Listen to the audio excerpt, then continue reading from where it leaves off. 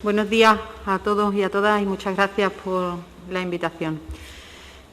Al preparar esta comparecencia ante esta comisión, en la que todos los partidos políticos del arco parlamentario andaluz estarían presentes, en Escuelas de Calor nos planteábamos que no queríamos que nuestra intervención estuviera llena de lugares comunes, queríamos concretarla en aspectos que fueran más allá de las reivindicaciones que, como parte de la comunidad educativa, llevamos décadas planteando para mejorar nuestro sistema educativo. Es seguro que muchas de las organizaciones que pasaremos por aquí en estos días hablaremos de bajada de ratio, aumento de la plantilla docente, mejora de la atención a la diversidad, estabilidad del profesorado interino, aumento de la inversión, comedores escolares de calidad, reducción de la burocratización de la enseñanza, recuperación de los servicios privatizados, universalización de la etapa de 0 a 3 años, una FP pública de calidad y un sinfín de reivindicaciones que ya son históricas, de tan traídas y llevadas a lo largo de los últimos años, cuando hemos visto deteriorarse el sistema educativo público andaluz por la aplicación de políticas de reducción de la inversión y planes erráticos que han debilitado paulatinamente la educación pública andaluza. Hacemos nuestras todas esas reivindicaciones y se las trasladamos aquí para que sean tenidas en cuenta en el Pacto Social. Respecto al Pacto Social por la Educación, agradecemos a las fuerzas políticas que nos han invitado a comparecer aquí, pero, sin embargo, consideramos que el propio pacto es ya un mantra que se ha repetido hasta la saciedad por partidos de todo el espectro político. Es cierto que la educación y sus leyes no pueden estar al vaivén de las legislaturas, pero mentiríamos si les decimos que creemos que este pacto sea posible si la participación social se limita a que diversas organizaciones pasemos hoy, mañana, 15 días por aquí y les hagamos llegar nuestras reivindicaciones. Eso no va a ser nunca un pacto social, pues también estamos muy acostumbradas a que nuestras reivindicaciones no sean tenidas en cuenta más que en lo que coinciden con decisiones ya tomadas por arriba o para vestir estas de un supuesto consenso surgido de la participación de la comunidad educativa. La excepción a la regla quizás haya sido la aprobación de la Ley de Bioclimatización de los centros educativos andaluces, porque la comunidad educativa, en la calle, puso ante la vista de toda la sociedad una precaria situación que no era ni es sostenible por más tiempo. De momento, el derecho a centros bioclimatizados solo está en boja y ya les adelantamos que queremos que salga de los papeles y llegue a los centros educativos. Si de verdad estas comparecencias de agentes sociales pretenden ser el germen de un grupo de trabajo útil y real por un pacto social educativo, generen las vías para dar continuidad a esta participación. Que no termine hoy y aquí y, sobre todo, sean permeables a lo que escuchen y tengan presentes el interés general y el bien público en las decisiones que tomen en ese pacto. De otra manera será un pacto político de partidos, pero no social. Hemos utilizado como guía para estructurar nuestra intervención las 3 preguntas que se nos han facilitado en la citación para esta comparecencia. ¿Cómo debe ser el alumnado al salir de nuestro sistema educativo? ¿Cuáles son los grandes retos que afronta el sistema educativo y qué le pedimos a este? ¿Y de qué forma se puede afrontar el fracaso y el abandono escolar? Vamos con la primera. En Escuelas de Calor somos madres y padres y como tales les vamos a hablar. Creemos que nuestros hijos e hijas, alumnado del sistema educativo público andaluz, deben salir de él preparados para la vida y con posibilidades de participar en sociedad, ver realizados sus sueños y planes de futuro. Esto así expresado puede parecer ambicioso y poco concreto, pero si no es esa la finalidad de un sistema educativo, ¿cuál debe ser?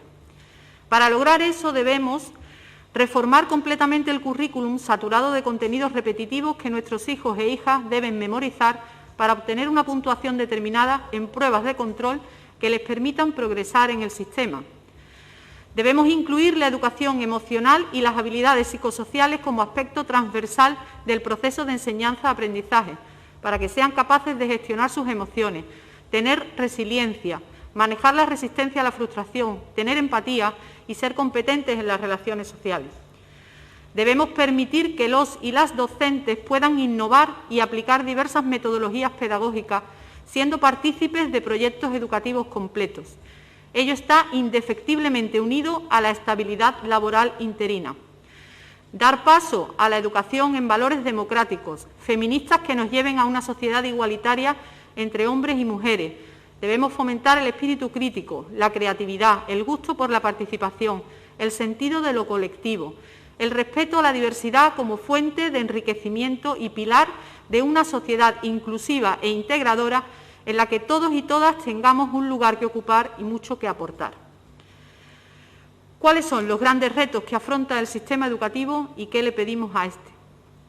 Que la educación es un derecho fundamental, nadie lo niega, y así está reconocido en nuestro ordenamiento jurídico para todos los niños y niñas y para los jóvenes de este país. Pero el derecho fundamental a la educación no consiste en tener un lugar donde los padres y madres dejen a sus menores para poder ir a trabajar. Tampoco consiste en un mero relleno de contenidos en la cabeza de nuestros hijos e hijas y tampoco en que los conocimientos y habilidades necesarios para su vida que pueda adquirir dependa de las posibilidades de la familia de ese menor. Con la situación de pandemia por el SARS-CoV-2 que estamos atravesando, hemos visto de manera descarnada que la desigualdad imperante en la sociedad andaluza atraviesa también los centros educativos. No era algo que muchas ignoráramos, pero sí algo que la educación durante el confinamiento ha dejado en evidencia.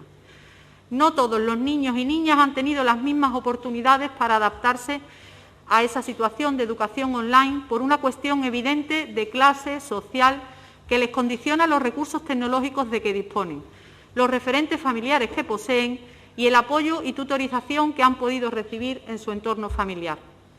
Ni siquiera los colegios e institutos y, por tanto, el profesorado que trabaja en ellos tiene los mismos recursos a su disposición en unos centros que en otros.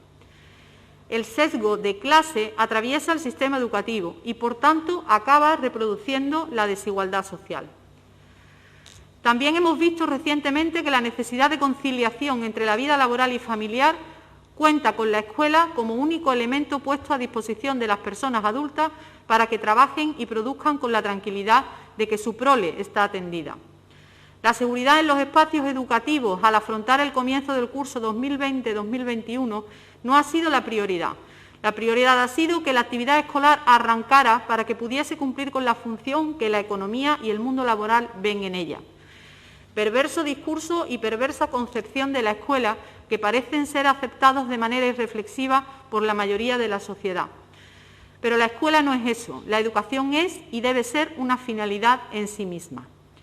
El gran reto del sistema educativo es ser un verdadero ascensor social, un instrumento puesto al servicio de la equidad y la igualdad de oportunidades, de la compensación de desigualdades, de la felicidad y el bienestar ciudadano.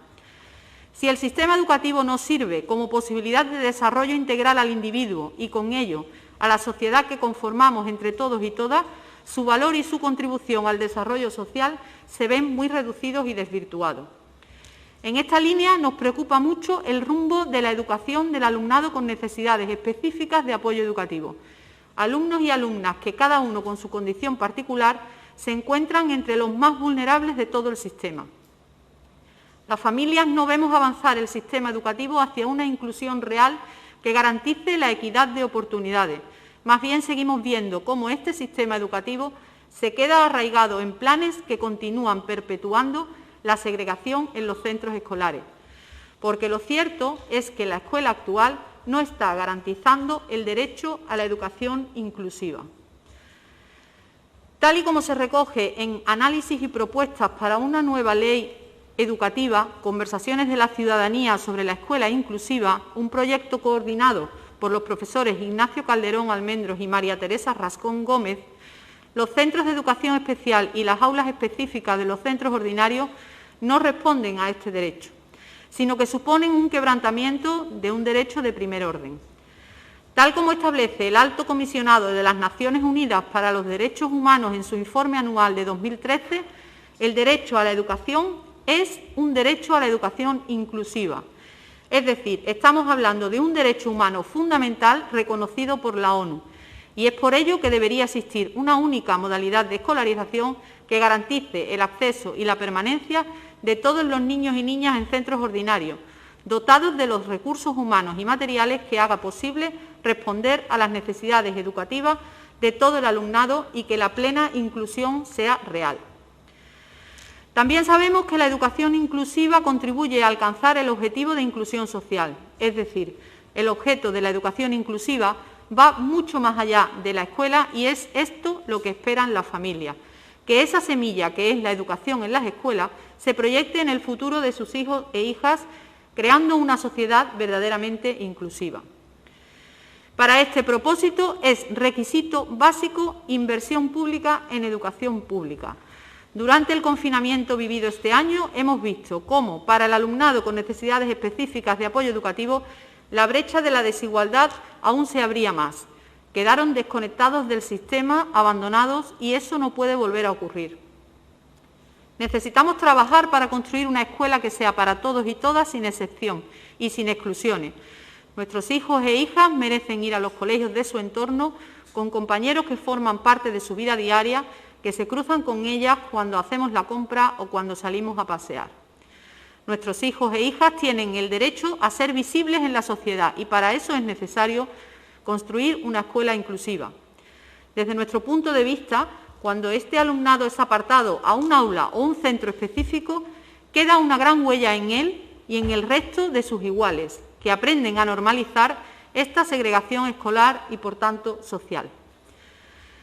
La segregación no es solo espacial, alcanza también a los recursos que se destinan a este alumnado y a las adaptaciones curriculares que le impiden alcanzar una titulación al final de la educación obligatoria, por lo que su fracaso parece estar asegurado.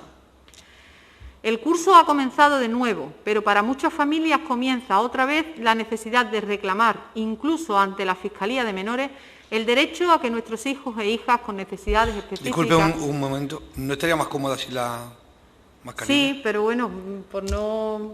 sí, como pero es un espacio cerrado, pues... Ah, bueno, como los comparecientes se la están quitando, pues... Si usted no, quiere... ya... Ah, bien, pues como ustedes... Nuestros hijos están con mascarilla en las aulas. Muy bien. En solidaridad.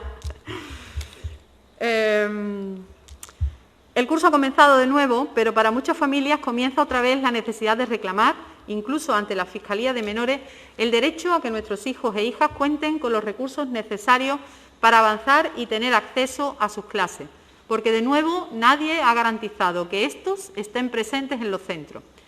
Es, por tanto, que consideramos necesario y urgente contar con la garantía por ley de todos los recursos necesarios para el alumnado con necesidades específicas de apoyo educativo. Para que la educación sea un ascensor social, para que sea de verdad inclusiva, para tener un sistema educativo público y de calidad, con los recursos humanos y materiales necesarios, es imprescindible mayor inversión pública. Y esta es otra petición que trasladamos para que sea tenida en cuenta en el Pacto Social. Garanticen un suelo de inversión del 5% del PIB para que los acuerdos no se queden en papel mojado. Está demostrado que la inversión en capital humano durante los primeros 15 años de vida es la que más retorno económico y social produce. Así es como se debe percibir el presupuesto que se destina a educación, como una inversión que da frutos, y no solo económicos, a largo plazo. Gracias a ello obtendremos inteligencia colectiva y una sociedad más preparada para el presente y para el futuro. Al sistema educativo no le pedimos más ni menos, debe responder a las necesidades individuales del alumnado, sean cuales sean sus características y capacidades, y a las necesidades colectivas como sociedad. Y en estas últimas no podemos olvidar la que actualmente se revela como fundamental y casi de supervivencia como especie: dar respuesta a la situación de emergencia climática. Para ello, dos aspectos serán claves y no deben faltar en este pacto social: la educación en salud medioambiental y la mejora de las infraestructuras educativas. La inversión en la mejora de las infraestructuras educativas es una cuestión tan prioritaria como el resto de reivindicaciones, pues el entorno escolar condiciona sobremanera la actividad pedagógica que se desarrolla en ellas y porque es una cuestión de salud laboral no solo de docentes y otro personal trabajador en centros educativos, sino también de nuestra infancia.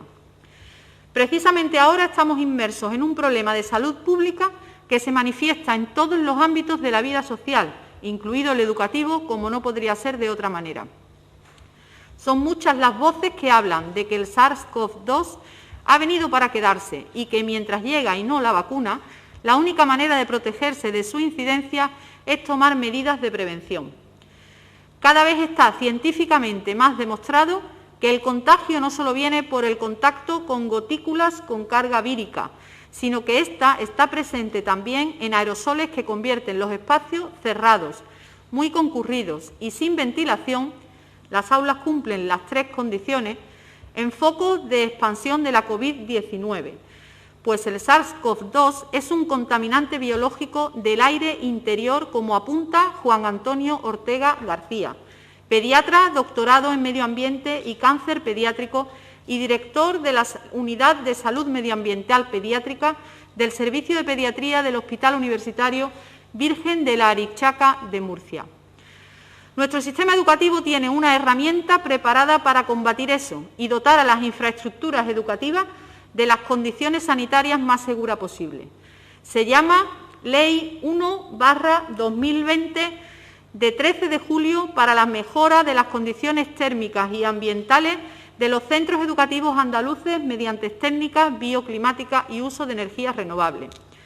En su artículo 8.1 se alude a la renovación del aire interior como uno de los objetivos de las actuaciones edificatorias, con lo que la situación sanitaria actual pone de manifiesto que es necesario y urgente implementar cuanto antes esta ley para mejorar la seguridad en las aulas andaluzas frente a la COVID-19. Es más, estaríamos más protegidas ahora frente al SARS-CoV-2 de haber empezado a implementar dicha ley en lugar de dejarla varada en el Boja. Las escuelas deben ser resilientes para afrontar los retos medioambientales del futuro inmediato, pues en ellos se está educando a la ciudadanía a la que va a tocar lidiar en primera persona con el cambio climático. Por tanto, la educación medioambiental debe ser otro aspecto central de ese pacto social por la educación pública. Las escuelas deben estar cada vez más conectadas con la naturaleza y el uso sostenible de los recursos, y ello debe lograrse con infraestructuras coherentes con ese valor educativo. Nuevamente, la Ley de Bioclimatización da las claves para ello. Y para terminar, ¿de qué forma se puede afrontar el fracaso y el abandono escolar? Quizás ambos problemas se dan por las características del propio sistema educativo.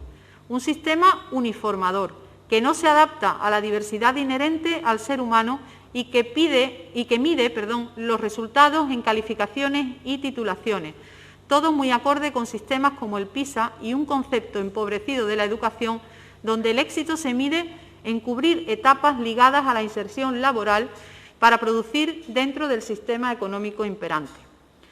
Si el sistema educativo se transforma en la dirección inclusiva que hemos considerado como esencial en esta comparecencia, será más amable y dará más oportunidades a todo el alumnado de encontrar su camino por la vía que mejor se adapte a sus capacidades y condiciones particulares. Si se deja trabajar a los y las docentes sin sumirlos en continuos cambios normativos que burocratizan su labor, restándoles tiempo y energía a su función pedagógica, es posible que también estemos sentando las bases para combatir el fracaso escolar. Si el alumnado siente que los aprendizajes están vinculados con su vida y sus intereses, que las metodologías despiertan y canalizan su curiosidad innata, en lugar de ahogarla en actividades que los mantienen ligados a fichas y libros de texto, si cada niño o niña puede desarrollar al máximo sus potencialidades y se siente tenida en cuenta en su manera de ser y aprender, quizás las cifras de fracaso y abandono escolar se reduzcan. Todo ello pasa nuevamente por la dotación a la educación pública de la inversión que haga posible su transformación. Escribió Paulo Freire en su libro Cartas a quien pretende enseñar que la escuela es aventura, no le tiene miedo al riesgo y se niega a la inmovilidad. En la escuela se piensa, se actúa, se crea, se habla, se ama, se adivina. Le dice sí a la vida y no enmudece a nadie. En Andalucía, todo ello se hace pese a las raquíticas políticas educativas que llevamos sufridas desde hace ya demasiados años. Gracias al esfuerzo de equipos directivos, docentes, personal de apoyo y resto de la comunidad educativa. ¿Imaginan cómo será nuestra escuela pública si revertimos esta tendencia? Pónganse a ello porque es lo que necesitamos. Muchas gracias. Muy bien, muchas gracias. Ahora van a intervenir los distintos portavoces de los grupos y después tendrá un turno para responder a las cuestiones que le puedan plantear y para hacer una última reflexiones o propuestas. Por el Grupo Parlamentario Vox tiene la palabra la señora Piñero. Gracias por su intervención y aportarnos pues sus ideas de cómo tiene que ir encauzado este pacto. Hombre, decirle que por nuestra parte estamos empleando muchas horas, oírles a todos ustedes con la finalidad de poder llegar al pacto, no de entrada fallarlo. Esta inseguridad que tienen ustedes o este recelo a que salga adelante, pues desde luego por nuestra parte no va a ser. Si acaso por el que falta, el Partido Socialista, que no ha querido intervenir en esta actuación, y esperemos que los restantes de los grupos partidos que estamos aquí continuemos en ello y podamos llegar pues a algunos puntos comunes, que siempre los hay. Me ha resultado un poco difícil de entender lo que ustedes hablan, tanta inclusión y esa apuesta por los niños con necesidades especiales. Lo encuentro que no termina de encajar, me explico. Ustedes apuestan por la inclusión total de todos los niños en el sistema, así lo ha dicho, en los centros ordinarios. Claro, justamente estamos atacando a la diversidad, o sea, los centros de educación especial tienen que continuar abiertos porque hay un grupo de niños importante que, queramos o no, nunca va a ser inclusivo, nunca van a poder estar en unas clases ordinarias, por sus limitaciones y por sus características específicas. Y ahí está la bondad del sistema, en que también existan centros específicos para ese público, para esos niños que, por sus características, como digo, nunca podrán estar inmersos. Y ahí es donde ustedes también tienen que apoyar esa diversidad, que todos somos iguales dentro de lo que somos diferentes. Y luego simplemente he hablado mucho de la renovación del aire en los centros, de las condiciones bioclimáticas. Yo creo que aquí todos los partidos que estamos, también nosotros cuatro, hemos hecho un esfuerzo de muchas horas, de muchas reuniones de trabajo para hacer esta ley de bioclimatización en Andalucía, que ustedes son conscientes que la hemos terminado con un gran acuerdo. Y justamente se deja la puerta abierta a que se utilicen las tecnologías y los sistemas más idóneos para cada aula o cada centro, según las características de todos ellos. Muchas gracias. Gracias, señora Piñero. Por el Grupo Parlamentario Adelante Andalucía tiene la palabra el señor García. Muchas gracias, señor presidente. Muchas gracias, Escuela de Caló, por venir y participar. Yo comparto plenamente toda su intervención, la verdad. Creo que hay como tres aspectos a destacar especialmente. Yo creo que ligar el desarrollo educativo, el desarrollo del proceso de enseñanza-aprendizaje de un alumno a los aspectos, a la enorme brecha social que existe. O sea, no se puede aislar el proceso educativo de las condiciones materiales que lo determinan, de la clase social, es inherente. Después, desde nuestro grupo sí apoyamos la educación inclusiva, no compartimos lo dicho anteriormente por la portavoz de Vox y sí apostamos por que se cumpla pues, los mandatos de la ONU en ese sentido.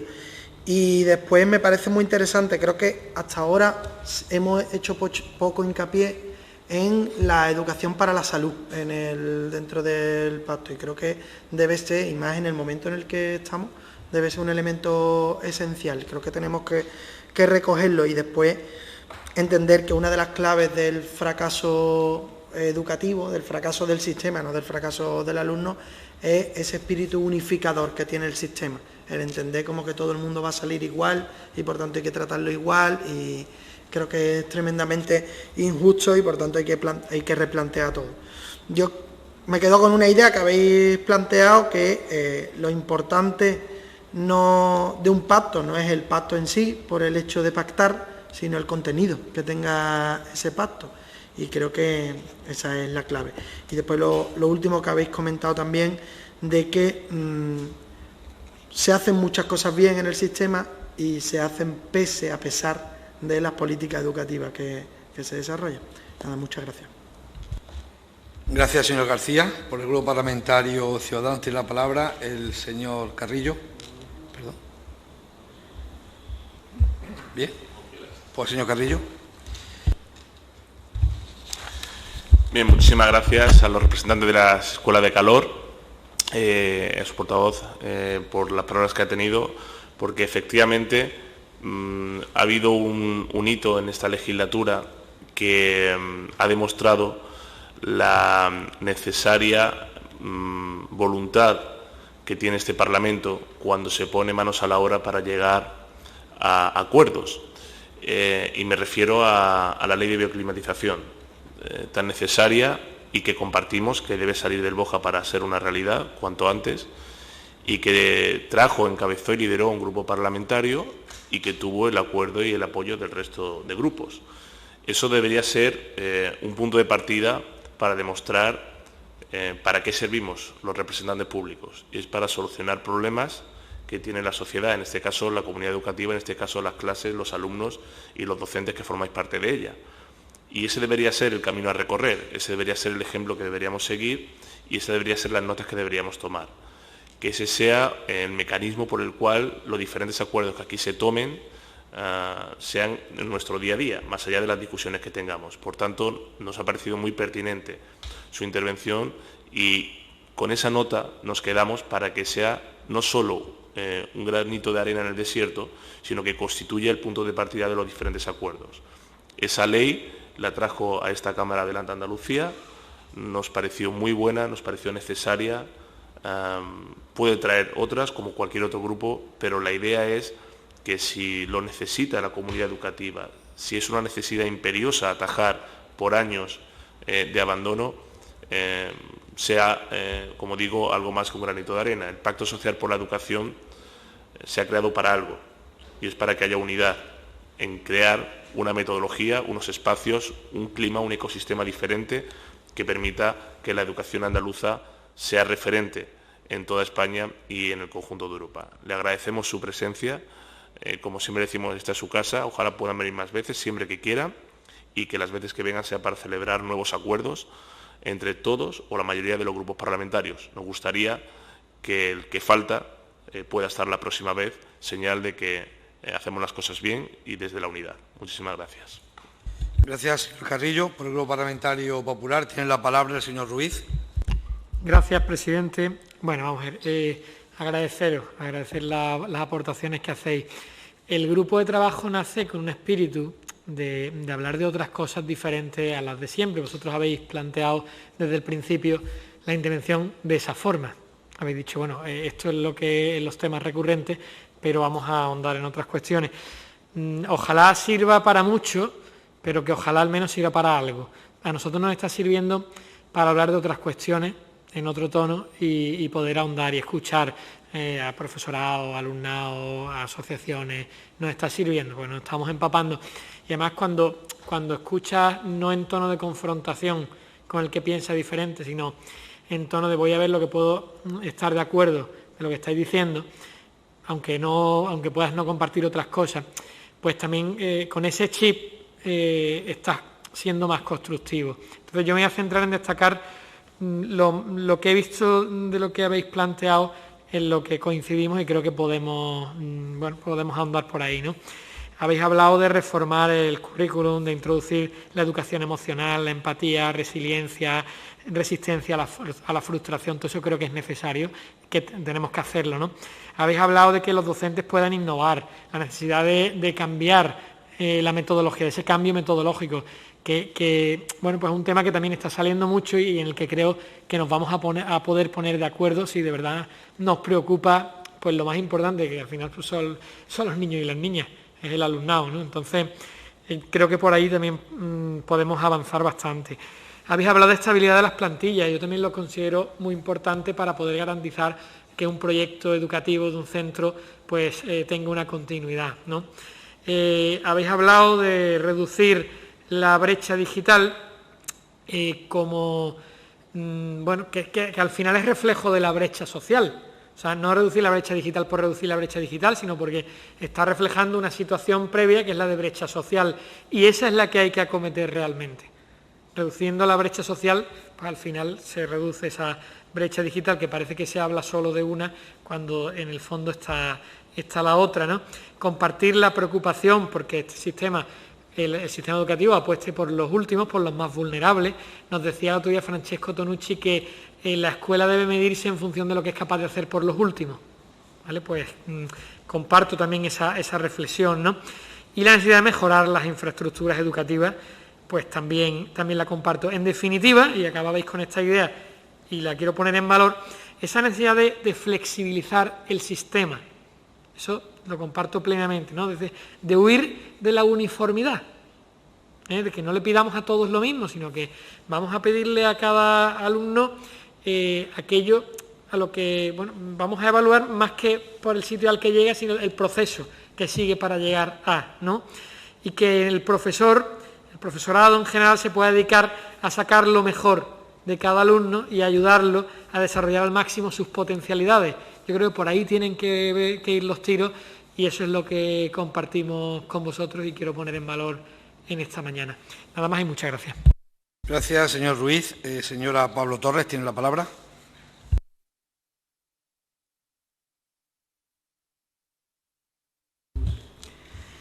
Bueno, yo me alegro mucho que tengan tantos puntos de acuerdo con nuestra intervención y bueno, lo único que espero es que realmente pues ese grupo de trabajo avance, que realmente se construya y se transforme el sistema educativo andaluz, porque no podemos continuar así.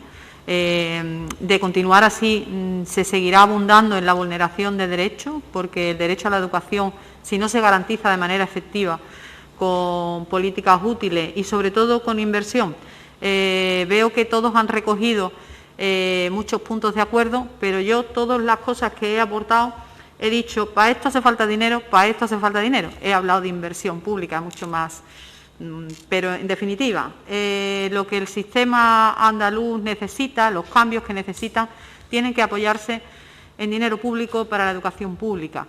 Y esperamos que eso esté siempre revoloteando por esas decisiones que se tomen para mejorar el sistema. Solo puntualizar que nosotros perfectamente hemos incidido en la brecha social, más que en la brecha digital. La desigualdad imperante permea en los centros educativos, se ha visto con mucha claridad y eso debe desaparecer, porque verdaderamente los niños y niñas no pueden ser herederos de la situación de partida de sus familias, que bueno, en muchos casos les limitaría oportunidades, y precisamente el gran valor de la escuela pública es ese.